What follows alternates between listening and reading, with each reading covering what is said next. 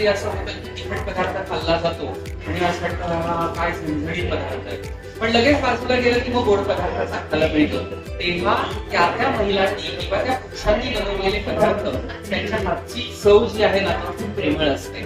आणि म्हणून मला असं वाटतं की आज 113 स्पर्धक होते आणि ह्या 113 स्पर्धकांनी बनवलेले पदार्थ लाजवाब होते. त्याच्यामुळे प्रत्येक पदार्थाची चव ही आम्हाला चाखताना असं वाटत होतं की श्रावणातले रंग फक्त निसर्गात नाही तर इथे बनवलेल्या पदार्थांमध्ये उतरलेले आहेत. आणि म्हणूनच लोकसत्ताची ही श्रावण जी आज श्रावणाच्या निमित्ताने घडलेली पाककला स्पर्धा आहे त्यामध्ये आम्हाला परीक्षक म्हणून बोलवल्याबद्दल आणि हे सगळे स्पर्धकांनी बनवलेले पदार्थ चाखल्यानंतर मात्र आम्ही आनंदाने श्रावण एन्जॉय केला असं आम्हाला वाटतं. धन्यवाद.